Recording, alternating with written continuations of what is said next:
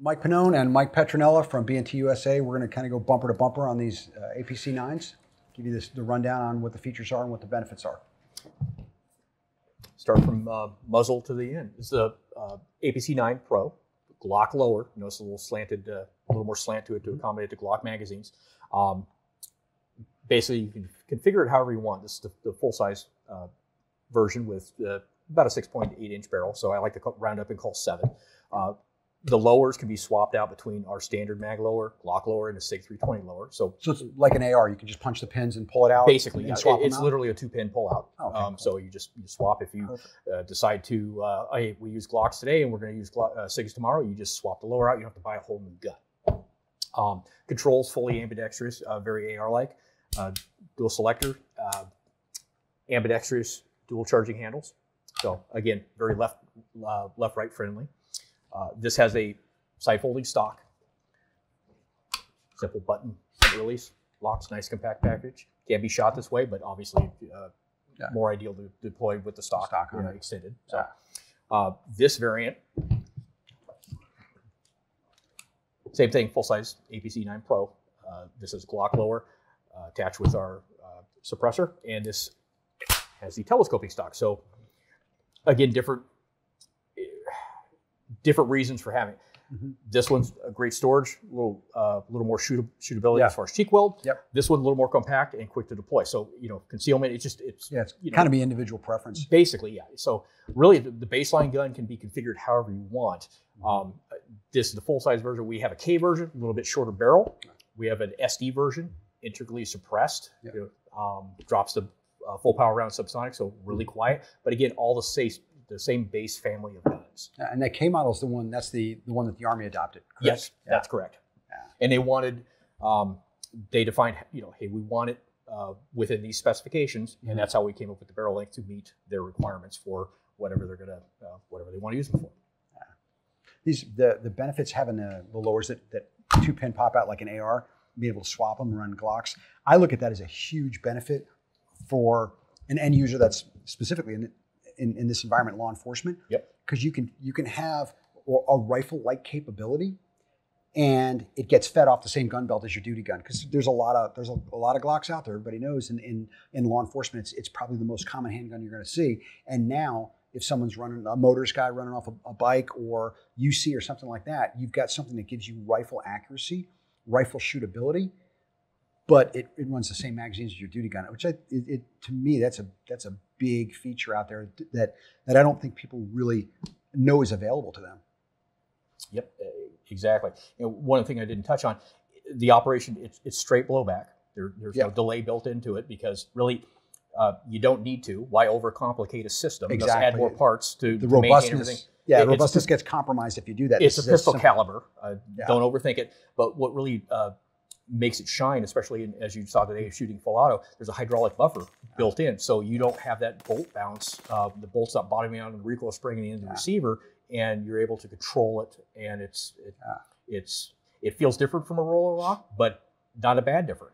No, it's very controllable. If you look at the physics of it, that buffer is actually, it's extending the energy that's transmitted to the receiver. When it comes to the rear, it increases that pressure wave. So you get the same amount of energy because the bolt moves at the same speed, but you're actually transmitting it to your shoulder over a longer period of time. So it's more of a push and less of a snap. It's definitely noticeable. I mean, I was amazed shooting it on full auto at 15 yards or so, 20 yards, and having no problem controlling it, not having fired this gun on full auto before. So it definitely does what it's intended to do. It's as advertised. Well, and another thing is the side benefit is longevity. You have a softer shooting gun; it's less wear and tear on parts, so the platform's just going to last longer. Yeah, you should always replace recoil springs and things.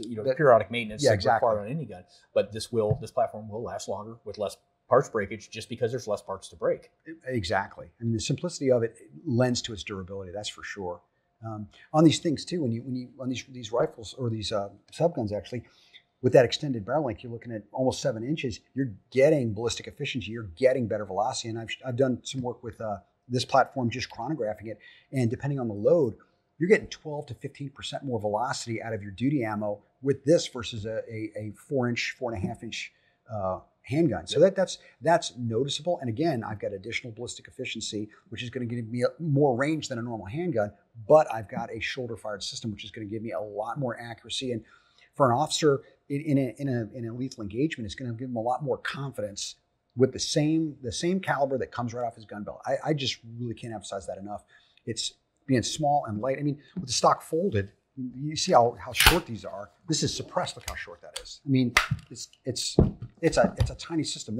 This can go like for a motors officer on a saddlebag. Yep. That's nothing. And you can at distance you can shoot 50 yards. I mean, I've shot mine at 50 yards on 6-inch plates without a problem standing. It's not a difficult task whatsoever. So there's a level of precision that you get that is far in excess of a handgun. Well, and there's a perception issue, visibility. Mm-hmm. Motors, I'll use an example. Yeah.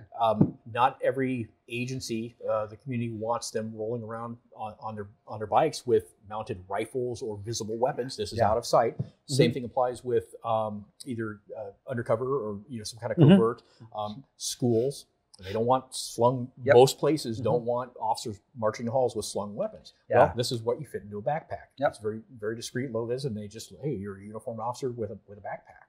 But it's there when you need it. You also get when you're looking at a system like this with a longer barrel, your exit pressure when that bullet leaves the barrel, the exit pressure is dramatically lower than a handgun, so the sound signature is lower. The gun's actually quieter, and so in a confined space, you've got portability, which allows you to conceal the gun in a backpack or something comparable. And you've got a rifle-like capability as far as accuracy is concerned, and you've got a lower sound signature. I mean, there's and it runs off of common pistol magazines, which is there's the benefits that are with the system are a lot more than people know exists. Well, and I'm sure you've shot a unsuppressed rifle in an enclosed structure a couple times probably.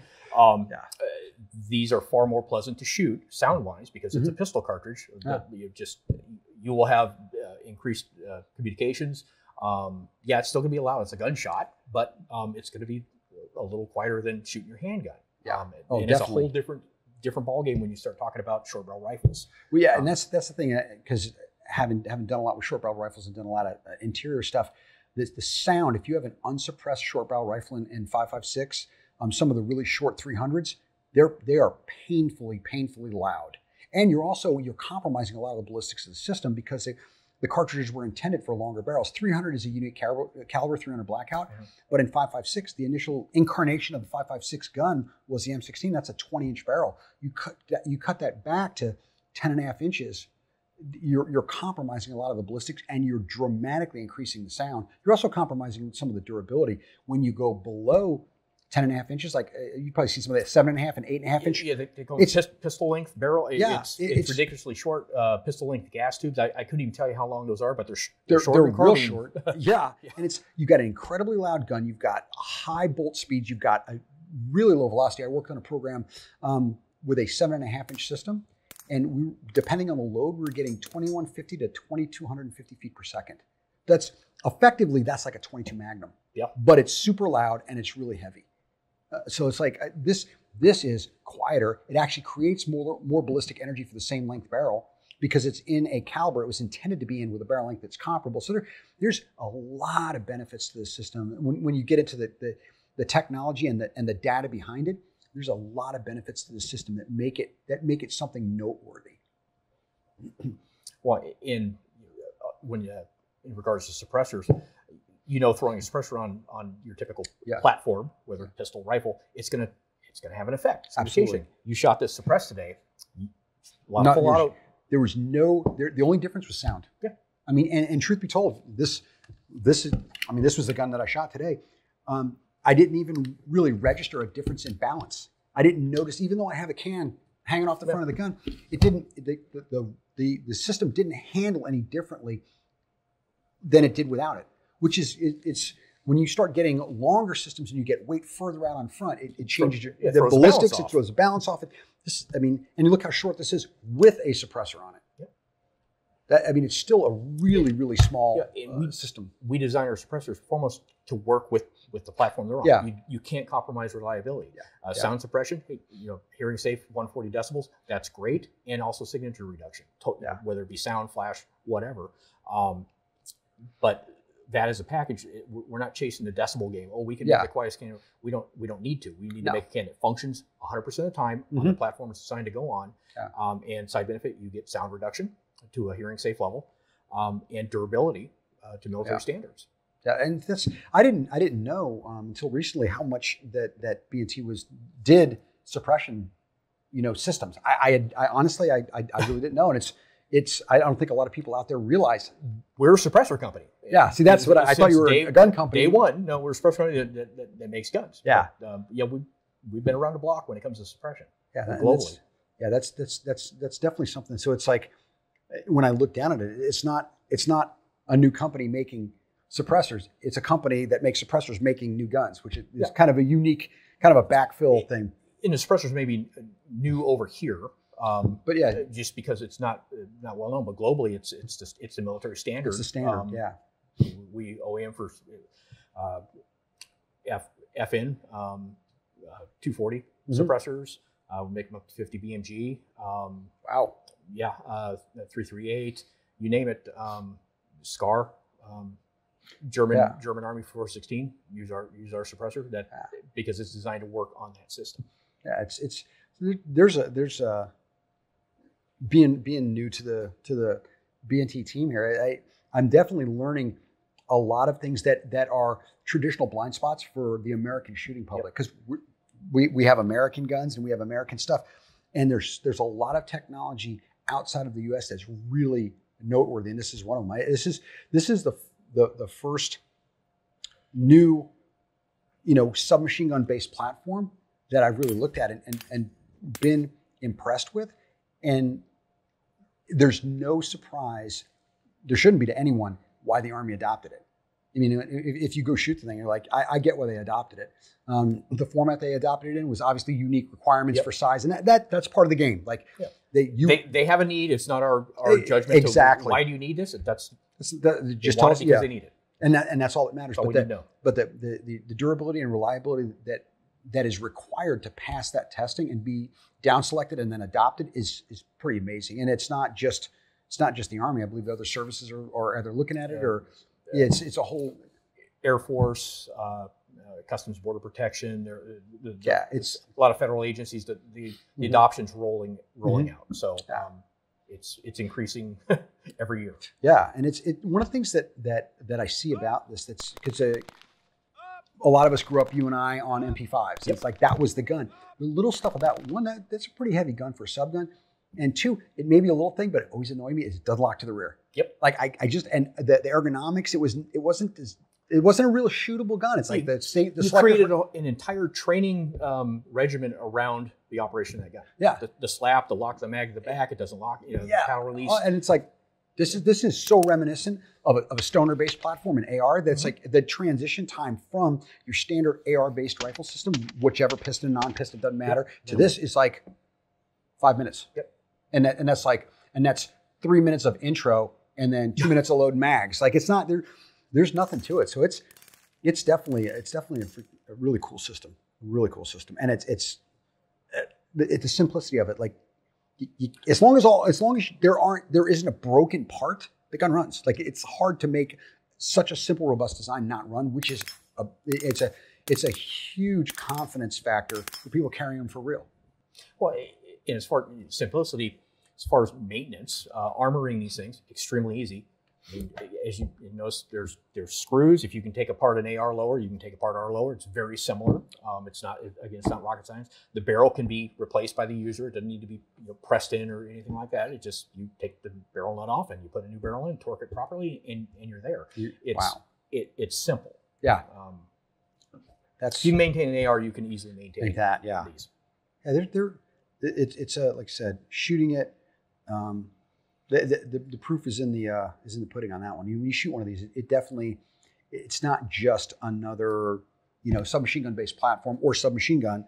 Yep. It's definitely the hydraulic buffer. It makes it. So I'm definitely I'm not ashamed to say that this is a really outstanding. Well, it really, I've seen the trend with, agencies went real rifle heavy post LA bank robbery. Yeah, that was a trend. They kind of ditched the pistol platforms, and mainly, well, it was timing, and as you know, bullet technology has turned the corner and caught up where the 9mm in the 90s are no longer relevant.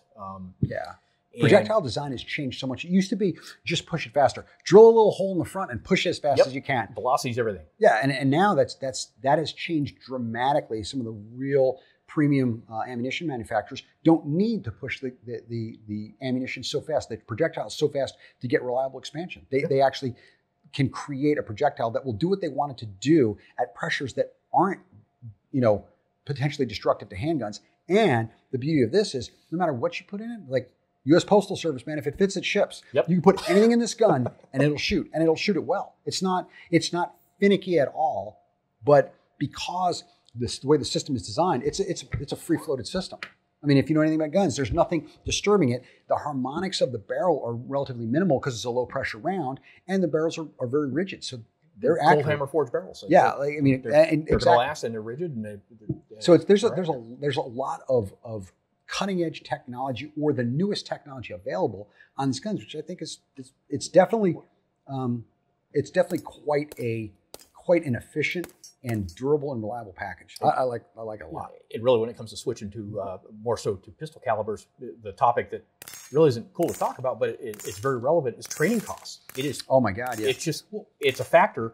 It's cheaper to buy 9mm loads than rifle loads. That's just the way it is. Regardless of what the current ammo prices are, it's economically, you could train, you can have more officers shoot more ammo for less money. And you can use existing apparatus for your normal ranges, you were a cop for years.